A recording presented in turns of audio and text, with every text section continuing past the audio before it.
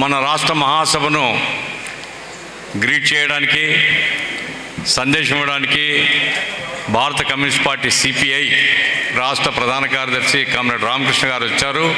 ఆయన క్లుప్తంగా తన సందేశాన్ని మన మహాసభకి ఇస్తారు. 27వ సిపిఎం రాష్ట్ర మహాసభల సందర్భంగా అధ్యక్షత వహించిన మిత్రులు కామ్రేడ్ గఫూర్ గారు, ఈనాటి ముఖ్య అతిథులు పోలిట్ బ్యూరో సభ్యులు ఎంఏ బేబీ గారు, రాఘవులు గారు, పెద్దలు అందరికీ ముందుగా మీడియా మిత్రులకు నమస్కారాలు. మరి 27వ మహాసభల సందర్భంగా పాల్గొంటున్న ప్రతినిధులందరికీ కూడా ఆంధ్ర రాష్ట్ర కమ్యూనిస్ట్ సమితి తరఫున, సిపిఐ రాష్ట్ర సమితి తరఫున మీకు అందరికి కూడా హృదయపూర్వక అభినందనలు తెలియజేస్తూ ఉన్నా. మరి ఇంతకుముందు ఇక్కడికి వచ్చే ముందు నిన్న మొన్న మా పార్టీ జాతీయ కార్యవర్గ సమావేశాలు విశాఖపట్నంలో జరిగాయి. 2 రోజుల పాటు జరిగిన ఆ సమావేశాల్లో ఇంతకుముందు బేబీ గారు ఇక్కడ ఏ అంశాలైతే ప్రస్తావించారో అదే అంశాలు 2 రోజుల పాటు కూడా మేము అక్కడ చర్చించుకోవడం జరిగింది. నాకు బేబీ గారు ఉపన్యాసం ఇస్తూ ఉంటే నాకు అనిపిస్తూ ఉంది, నిన్న 2 రోజులు ఏమైతే విన్నామో మళ్ళీ అదే వింటున్నాను అని.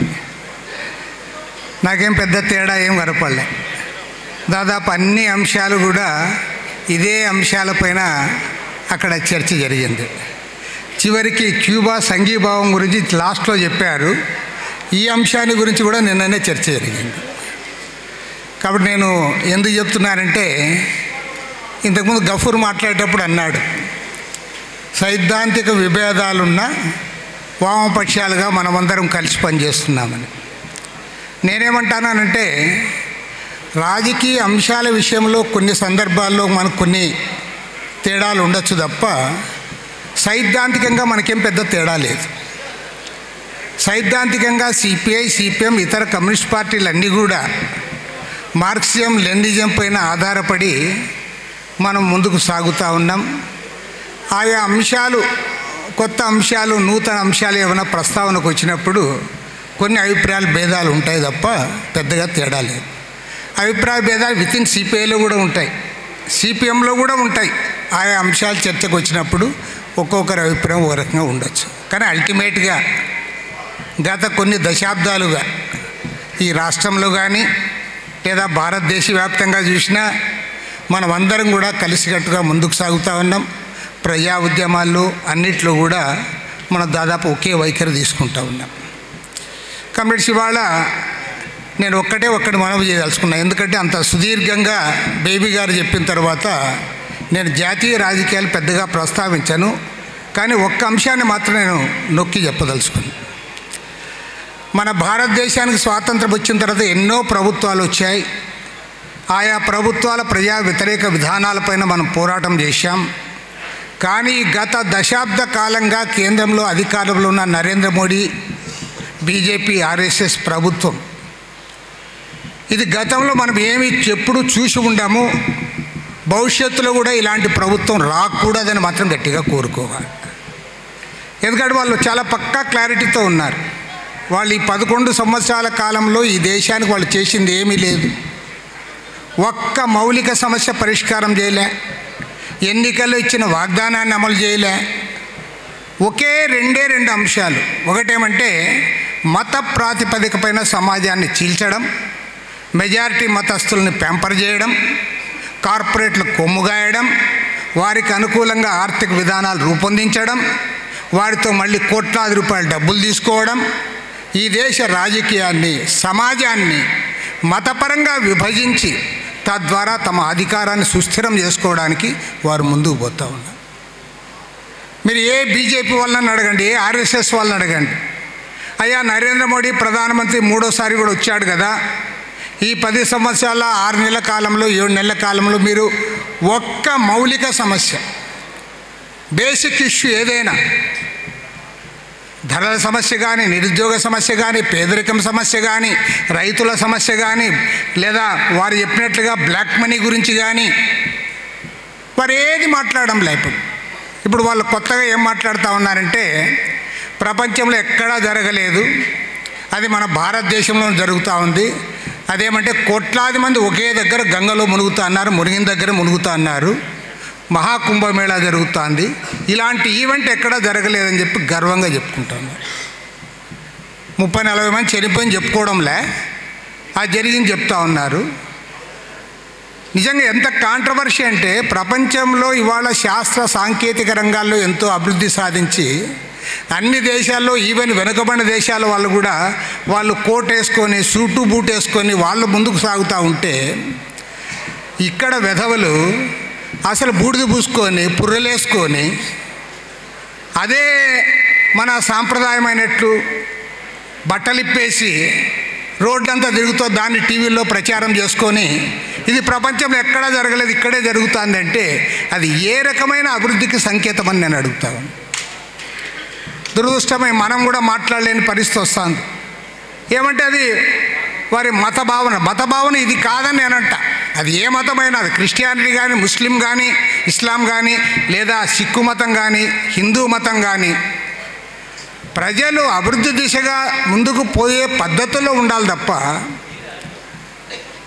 తిరోగమనం వైపు, ఆదిమ సమాజం వైపు వెనక్కు తీసుకోవడానికి ప్రయత్నాలు జరుగుతున్నాయి. కాబట్టి ఏమంటే ఖచ్చితంగా మన బాధ్యత పెరిగింది. మరింత సమరశీల పోరాటాలకు సైద్ధాంతికంగా, రాజకీయంగా, ఆర్థికంగా వారి విధానాలను ఎదుర్కొనేందుకు, మిగతా విషయాలు ఎవరికి ఎన్ని భేదాభిప్రాయాలున్నా భారతదేశంలో ఆర్ఎస్ఎస్ భావజాలాన్ని సైద్ధాంతికంగా, రాజకీయంగా ఎదుర్కోగలిగిన శక్తి ఒక్క కమ్యూనిస్టులకు మాత్రమే ఉంది. మిగతా వాళ్ళు రాజకీయంగా వాళ్ళు కూడా పోరాటం చేయొచ్చు. సైద్ధాంతికంగా, రాజకీయంగా ఎదుర్కొనే శక్తి అది వామపక్షాలకి, కమ్యూనిస్టులకు మాత్రమే ఉంది. దాన్ని ముందుకు తీసుకోవాలని మనవి చేస్తా ఉన్నా. అదేవిధంగా రెండవ అంశం, ఇది మన ఆంధ్ర రాష్ట్ర మహాసభ కాబట్టి మొన్న ఎన్నికల వరకు ఒక పరిస్థితి ఉంది. ఆయన జగన్మోహన్ రెడ్డి సీతయ్య ఎవరి మాట వినడని ఆయన 5 ఏళ్ళు నాదే ఉంటుంది, ఇంకా 30 ఏళ్ళు నేనే ఉంటా, నేను ఎవరు మాట వినాల్సిన పనిలే, ఎవరిని అర్జీ కూడా తీసుకోవాల్సిన పనిలే, ఆయన ఇంటికి ఎవరిని రానీయుడు, పోలీసులు కాపలా పెట్టుకుంటాడు, ఆఫీస్కి ఆయన రాడు. ఇంకా ఆయన ఎట్లా కలుస్తారు? ఎవరూ కలవలేకపోయినాం. మనం కలవలే, వాళ్ళ పార్టీ వాళ్ళు కూడా కలవలే, ఎవరూ కలవలే. ప్రజలు బుద్ధి చెప్పారు. కొత్త ప్రభుత్వం మీద ఎన్నో ఆశలు పెట్టుకున్నారు. మరి ఇవాళ చంద్రబాబు నాయుడు గారికి ఎనలేని మెజారిటీ ఇచ్చారు, ఎనలేని మెజారిటీ. పైగా అధికారానికి వచ్చినాక ప్రచారం చేసుకున్నారు, ఇక్కడ ఎన్డీఏ సర్కారే, అక్కడ ఎన్డీఏ సర్కారే, ఇది డబుల్ ఇంజన్ సర్కారు, బ్రహ్మాండంగా అభివృద్ధి అవుతుందని చెప్పి ప్రచారం చేశారు. గుడ్, డబుల్ ఇంజన్ సర్కారే కదా. పైగా మన హోమ్ మినిస్టర్ అమిత్ షా గారు వచ్చినప్పుడు చెప్పారు, ఈ 7 మాసాల కాలంలో కేంద్ర ప్రభుత్వము 3 లక్షల కోట్ల రూపాయల ఆర్థిక సాయం చేశామని చెప్పారు. 3 లక్షల కోట్లు. మరి 3 లక్షల కోట్ల రూపాయల అసలు చంద్రబాబు గారు అక్కడే ఉన్నారు, ఏం మాట్లాడు, పవన్ కళ్యాణ్ చప్పట్లు కొడతాడు. మరి 3 లక్షల కోట్ల రూపాయల ఆర్థిక సాయం మీకు అక్కడి నుంచి వచ్చి ఉంటే మీరు కనీసం రైతులకు ఇచ్చిన వాగ్దానం 20,000 రూపాయలు ఇవ్వడం లేదు, ఫీజు రియంబర్స్మెంట్ ఇవ్వడంలే, మీరు ఇచ్చిన వాగ్దానాలు నెరవేర్చడానికి మీ దగ్గర డబ్బులు లేవంటా ఉన్నారు. పైగా ఆర్థికంగా దివాళా తీసింది అప్పుడు పుట్టడం లేదంటా ఉన్నారు. కాబట్టి హోమ్ మినిస్టర్ అమిత్ షా చెప్పింది కరెక్టా, లేకపోతే మీరేమన్నా ఆ డబ్బులన్నీ పెట్లో పెట్టుకొని జనానికి ఇట్లా చెప్తా అన్నారా? కాబట్టి ఏమంటే వారే సమాధానం చెప్పాలి. నిజంగా ఆర్థిక సాయం లక్షల కోట్ల రూపాయలు అందిందా? ఎక్కడ అందింది? పైగా మీరు జగన్ గవర్నమెంట్ అన్నారు ఆర్థికంగా అప్పులు చేశాడు, దివాళా తీర్చాడు, శ్రీలంక చేశాడని. మీరేం చేస్తూ ఉన్నారు? మీరు అదే పనే కదా. ఇవాళ ఎంతో ప్రాధాన్యత కలిగిన అమరావతి నిర్మాణానికి కేంద్ర ప్రభుత్వం 1 రూపాయి ఇచ్చిందే? 1 రూపాయి. ప్రపంచ బ్యాంక్ నుంచి 15,000 కోట్లు అప్పు, హట్కో నుంచి 11,000 కోట్ల రూపాయల అప్పు, మళ్ళీ ఏషియన్ డెవలప్మెంట్ బ్యాంక్ నుంచి ఇస్తారంట, ఇతర ఫైనాన్షియల్ ఇన్స్టిట్యూషన్ నుంచి డబ్బులు వస్తాయి, అన్నీ అప్పులే. మరి ఇది ఏ రకంగా భిన్నమైందో దానికి వారే సమాధానం చెప్పాలి. జగన్మోహన్ రెడ్డి అప్పు చేసి అప్పు అయినప్పుడు చంద్రబాబు నాయుడు ప్రభుత్వం అప్పు చేసి అప్పు కాదా అని నేను అడుగుతా ఉన్నా. కాబట్టి ఏమంటే పెద్దగా మారలా, పేరుకు డబుల్ ఇంజన్ సర్కార్ తప్ప మీరు సాధించింది ఏమీ లేదు. అప్పుల పాలవుతూ ఉంది. అలివిగాని వాగ్దానాలు చేసి అధికారానికి వచ్చిన తర్వాత ఇప్పుడు వాగ్దానాలు అమలు చేయమంటే బీరువాలో డబ్బులు లేవని చెప్తున్నారు. మరి బీరువాలో డబ్బులు లేవనే విషయం చంద్రబాబుకు తెలియదా అని నేను అడుగుతా ఉన్నా. సీనియర్ లీడరు, అవునన్నా కాదన్నా రాష్ట్రంలో అందరికంటే సీనియర్ మీరే. అన్ని పదవులు అనుభవించారు. ఆర్థికంగా దివాళా తీసిందని మీరే చెప్పి ఇప్పుడు అధికారానికి వచ్చిన తర్వాత అలివి కానీ వాగ్దానాలు చేసి ఇప్పుడేమో బీరువాలో డబ్బులు లేవంటే అది ప్రజల్ని ఒక రకంగా చెప్పండి మభ్య పెట్టడం తప్ప మరొకటి కానే కాదు. కాబట్టి మేము స్పష్టంగా కోరుతా ఉన్నాం, మీరు 2047 విజన్లు అవన్నీ పక్కన పెట్టండి. ఆ విజన్ చూస్తే విజన్ విషయాలు అంతా పక్క చెప్పగానే ఒక మాట మాత్రం చెప్పదలుచుకున్నాం. విజన్లో ఉండే అంశాలు, ఇప్పుడు పర్ క్యాపిటల్ ఇన్కమ్ $3,000 ఉంది, దాన్ని $42,000 పెంచుతామని చెప్పాడు. $42,000 22 ఏళ్ల తర్వాత $42,000 పర్ క్యాపిటల్ ఇన్కమ్ ఉంటుందన్నారు. యాక్చువల్గా ఒక డాలర్కి ఇప్పుడు 86 రూపాయలు. అది ఇంక ఎంత పెరుగుతుందో తెలియదు. చంద్రబాబు నాయుడు కాదు, ఇలాంటి చంద్రబాబు నాయుడు ఒక 100 మంది వచ్చి తలకిందులు తపస్సు చేసిన 2047కి $42,000 మాత్రం చేరుకోలేరు. ఎవరు అంగీకరించరు. అది అసలు ఆయన పక్కనుండే ఆర్థికవేత్తలు కూడా అంగీకరించరు. కానీ దాన్ని చెప్తావు. పైగా ఇంకోటి చెప్తాడు, ఆయన చేయరానిది.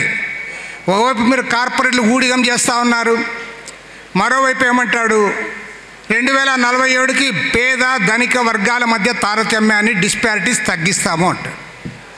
ఒకవైపు వాళ్ళ ఆస్తులు పెంచుతూ పేదవాడిని పేదరికంలో ఉంచుతూ నువ్వు పేద ధనిక వర్గాల మధ్య తారతమ్యం తగ్గిస్తామని చెప్తారు. కాబట్టి ఏమంటే ఇవన్నీ ఊసుబోని కబుర్లతో కాలక్షేపం చేసి 2047కి నేను ఎట్లా ఉండనని చెప్పి చంద్రబాబు అని చెప్పుకుంటా అన్నాడు. అంతకు తప్ప ఇందులో సాధించేది ఏమీ ఉండదు.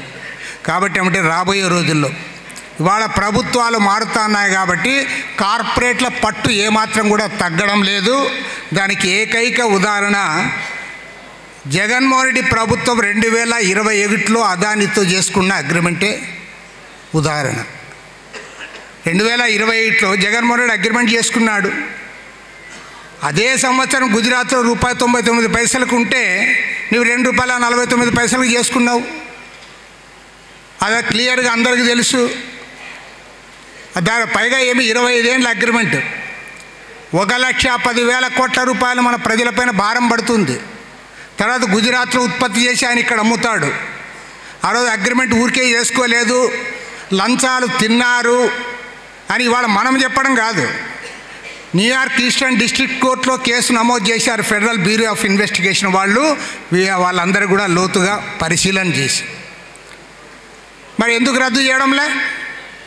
చంద్రబాబు నాయుడిని అడుగుతా ఉన్నా, నీవు అధికారం లేనప్పుడు ఏమన్నావు? స్మార్ట్ మీటర్లు రద్దు చేయవద్దు అన్నావు.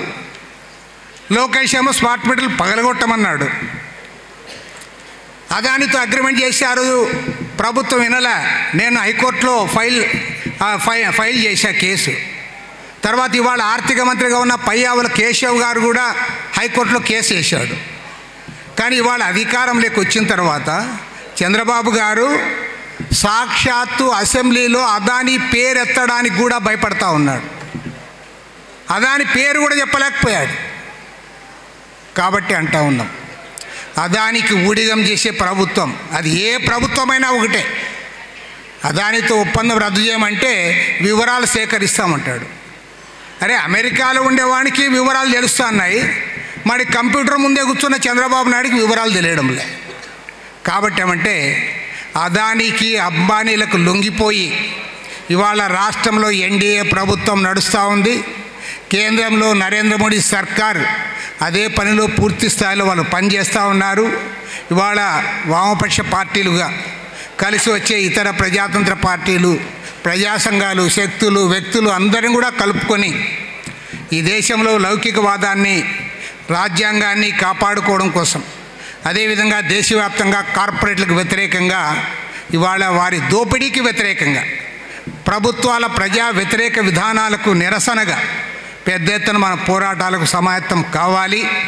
ఇవాళ అత్యంత ఉత్సాహపూరిత వాతావరణంలో జరుగుతున్న సిపిఎం రాష్ట్ర మహాసభలు, 27వ మహాసభలు జయప్రదం కావాలని, మీరు చేసుకునే కార్యక్రమాలు, తర్వాత మీరు చేసుకునే ఈ తీర్మానాలు ఇవన్నీ ఆమోదించిన తర్వాత మరోమారు ఉభయ పార్టీలము చర్చించుకొని రాష్ట్ర వ్యాప్త ఉద్యమానికి కూడా సమాయత్తం అవుదాం. తప్పకుండా పోరాటాల్లో కలిసిమెలిసి ఉండాలి. పోరాటాల్లోనే కాదు, అన్ని రంగాల్లో కూడా కలిసిమెలిసి ముందుకు సాగుదామని మనవి చేస్తూ ఈ అవకాశం ఇచ్చిన పెద్దలందరికీ కూడా ధన్యవాదాలు, నమస్కారాలు తెలియజేస్తూ సెలవు తీసుకుంటున్నాను.